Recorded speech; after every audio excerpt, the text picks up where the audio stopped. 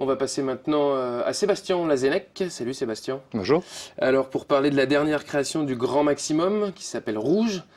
Alors c'est marrant parce qu'on va être obligé de faire une interview sans vraiment parler du spectacle parce que je crois que cette année vous avez décidé Faut pas tout dévoiler. de garder le secret. Ouais, Pourquoi? ouais. Parce que par rapport aux autres spectacles, il y a une vraie plus-value sur le côté secret de la chose? Non, mais on a voulu laisser c'est une volonté de donner une surprise au départ, dès l'arrivée du public par rapport à la scénographie et puis tout ce qui s'ensuit. Donc je dois vous poser quoi comme question? Alors c'est quoi la compagnie du Grand Maximum? Sébastien, donc compagnie amateur qu'on connaît un petit peu maintenant. Ouais. Rouge, c'est la quantième création? C'est la sixième grosse création de Grand Maximum, c'est ça. Depuis quand la compagnie existe maintenant? On a commencé à bosser ensemble en 2006 et la première créa c'était 2007. Ouais.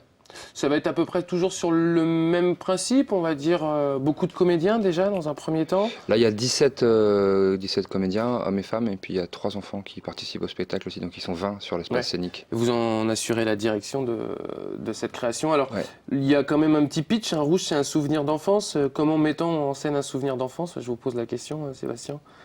Je vais pas y arriver. Il faut venir le voir pour avoir la réponse à la question, justement. Ouais. C'est le texte d'attaque. Oui, c'est un souvenir. Ouais. On voit un petit peu avec l'affiche, bon, on peut sentir peut-être, je me trompe, mais une sorte de départ en vacances. Ou en tout Il y en a, ouais. Voilà. Ça doit pas être facile de demander à 17 comédiens de garder le secret aussi sur... Non, ça fonctionne assez bien, ça. Oui. Mais même globalement, sur les autres créations, la plupart du temps, on essaie de ne pas trop en dire. Ce qui est une vraie force pour la compagnie, parce que ça veut dire que vous n'êtes pas obligé finalement, vous avez déjà un certain succès, vous n'êtes pas obligé de communiquer de manière outrancière pour pouvoir avoir du public, quoi. Non, après, on peut communiquer sans dévoiler le contenu artistique, c'est ce qu'on fait là, on communique quand même. Mais effectivement, on a un public fidèle, ouais. Comment vous l'expliquez ça d'ailleurs, que depuis 6 ans, à chaque création du Grand Maximum, il y a du monde qui vient voir les pièces? C'est quoi, le bouche à oreille, j'espérais que la qualité des créations, que c'est plutôt bien. Mais sinon, j'ai pas vraiment d'explication. Je sais pas, c'est pas moi qui suis la meilleure place pour la donner.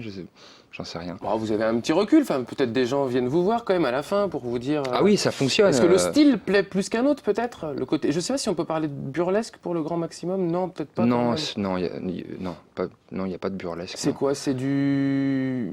Bah, ça peut parler à tout le monde? Ouais, mais je joue beaucoup sur les situations de la vie quotidienne. C'est souvent des tranches de vie. C'est pas des histoires avec un dénouement, etc. C'est des moments pris dans la vie comme ça qu'on laisse savoir au public. Ça veut dire que n'importe quelle personne du public peut se dire tiens, ce personnage-là, il me ressemble ou il ressemble à mon pote qui est à côté. Il y en a qui peuvent se le dire, à n'importe lesquels, peut-être pas, mais il y a des gens qui peuvent se retrouver ou retrouver une personne qu'ils connaissent, qu'ils ont dans leurs entourages. Ouais. Comment elle vient l'idée on va pas tout connaître, mais comment elle vient l'idée de Rouge? Elle vous est venue comment? À vous? Un déclic comme ça? C'est surtout la scénographie en fait qui est à la naissance de ce projet, donc je peux pas en parler là, il faut venir le voir. Et puis ensuite c'était l'envie de se poser la question comment on peut faire pour en spectacle de rue, donc en extérieur sur une grande place, comment on fait pour retranscrire un souvenir, quelque chose qui se passe pas là mais qui est un truc qui reste dans la tête. Alors, les gens vont aller vous voir. Est-ce que ce souvenir, c'est un souvenir autobiographique? C'est un souvenir Non, pas du tout, pas mais ça peut être un souvenir qui appartient à pas mal de gens qu'on a pu partager. Ouais. Vous jouez ce soir, 3 juillet à 20h30 sur le plan d'eau de la Gémerie Arnage, 3 et 4 juillet, et puis ensuite vous serez au festival Les Soirs d'été, donc ça au Mans, sur le parking François Chancel. Ouais. Par contre, la scénographie demande effectivement beaucoup d'espace. Ouais, il faut de la place. Ouais. C'est une vraie volonté aussi pour vous d'essayer de vous mettre dans on va dire de se mettre sur la place publique? En tout cas, Grand Maximum crée toujours des spectacles dans des lieux atypiques. C'est pas forcément en extérieur, même si on se dit du théâtre de rue, du mouvement du théâtre de rue, mais c'est dans des lieux qui sont pas à proprement dit pour le spectacle. Ou alors si on joue dans une salle, on va pas l'utiliser en étant sur le plateau et le public en face. Ouais. Et donc là, on s'est mis en extérieur parce que j'avais envie de retourner dehors, parce que l'an dernier on était dedans avec les 40 ans de Sylvie. Et puis sur un grand espace, parce que la scénographie l'exigeait, la prochaine fois, l'an prochain, on sera dans un autre site encore. J'essaie toujours de trouver des moyens pour surprendre les gens et reprendre une scénographie différente de l'année précédente, et puis de les mettre en situation, eux, de spectateurs différentes, quoi. C'est facile de se renouveler, Sébastien, chaque année, sur les thèmes? Ils sont nombreux et variés? Jusqu'à présent, ça va. Ouais, j'ai des ressources en tête, mais j'espère que ça va pas se tarir à un moment. Jusqu'à présent, ça va. Sur le site du Grand Maximum, on peut voir qu'il faut venir voir la pièce en voiture avec un siège pliant. C'est une... Oui, l'un n'ayant rien à voir avec l'autre. D'accord. Voilà, c'est-à-dire un siège pliant, c'est au choix, hein, c'est pour pas s'asseoir par terre. D'accord. D'autant plus que je ne sais pas si la météo est très clémente pour les jours qui arrivent. On va dire que oui. On verra. Et après, la voiture, oui, ça serait bien de venir en voiture. Ça peut faire partie du décor. Comme à votre habitude, j'imagine que le public sera comment dire, que vous allez lui demander de participer à cette pièce. Moins qu'avant. Ouais. Les 5 dernières créations de Grand Maximum, ce qu'on proposait, l'histoire qu'on proposait au public avait lieu au moment et à l'endroit où on joue le spectacle. Tandis que là, c'est un peu différent. On va emmener les gens ailleurs qu'à Arnage pendant cette heure de spectacle. Et puis, le temps aussi n'est pas le même. C'est-à-dire qu'ils vont assister à une heure de spectacle et l'histoire dure beaucoup plus longtemps. C'est compliqué aussi, Sébastien, de créer 17 personnages. C'est 17, hein, c'est ça? Oui. 17 personnages avec leur identité, avec leur caractère. Il y a des personnages principaux, peut-être des personnages secondaires? Non, il n'y a pas de personnages principaux. Je sais qu'il n'y a pas de personnages principaux parce que c'est un atelier amateur et les gens sont là pour leur loisir. Donc j'essaie de donner à chacun à peu près un rôle équivalent. C'est pas évident. Surtout qu'on travaille avec des impros à la base et que ça dépend un peu des capacités de chacun de proposition. Donc c'est pas évident. Mais en même temps, 17 personnages, ça reste moins que précédemment parce que sur les 40 ans de Sylvie, ils avaient 2 personnages chacun, donc on arrivait à plus d'une trentaine. Ouais. Donc on a fait un peu moins. Donc ça va, ça reste gérable. Ouais. C'est à chaque fois une idée originale, pas d'adaptation Non, jamais. Non. Ouais, c'est une vraie volonté de votre part aussi, ça? Oui, et puis je crois que ça n'existe pas de pièces écrites de cette manière. Cette manière-là. C'est des pièces très très conventionnelles qui sont écrites pour le plateau en fait, avec le public en frontal. Quand on veut utiliser les lieux différemment et avoir un rapport au public différent, il n'y a rien qui est posé encore. C'est le courant des arts de la rue qui amène ça. Peut-être que dans 30 ans, il y aura des écrits, des livres, on pourra acheter des bouquins de théâtre de rue. Pour l'instant, ça n'existe pas. Vous jouez d'ici une demi-heure, 3/4 d'heure, hein, je disais, sur le plan d'eau de la Gémerie à Arnage. Comment se sont passés les derniers moments de répétition, les derniers ajustements de la pièce? Ça a été. Vous avez le sourire, donc ça va? Ouais, ça va. Pas trop de cernes en plus, je trouve. Hier soir, j'ai dormi ce matin un petit peu.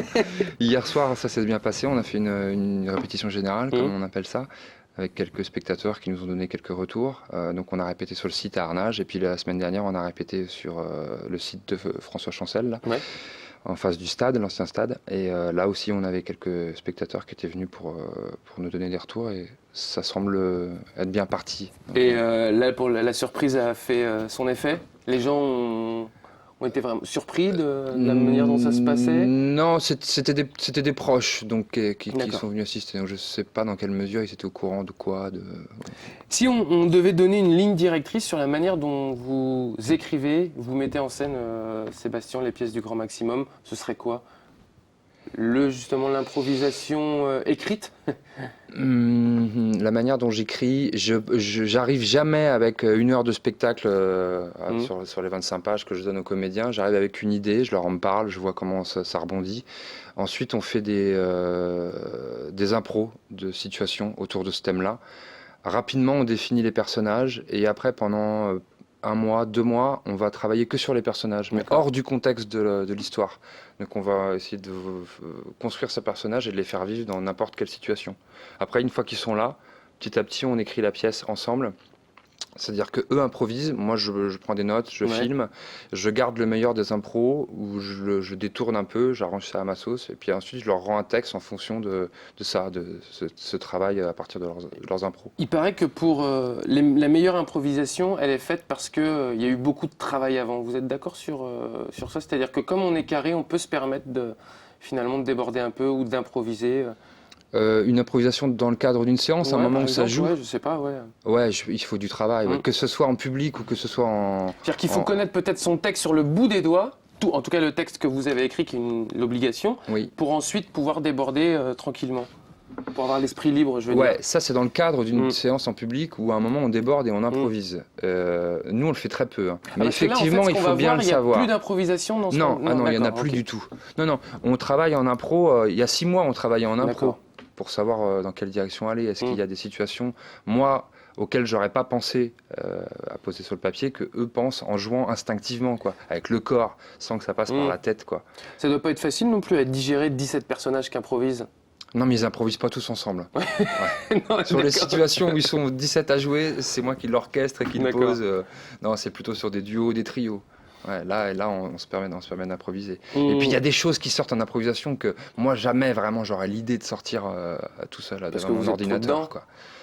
Non, parce mais que parce c'est que le personnage qui, voilà, il y a des choses inattendues qui sortent.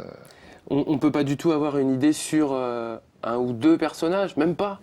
Ah, mais si, sur les personnages. Alors allons-y sur les personnages. Sur les personnages. Sans dévoiler ce qu'ils font forcément, mais. Non, il y a un couple de mariés.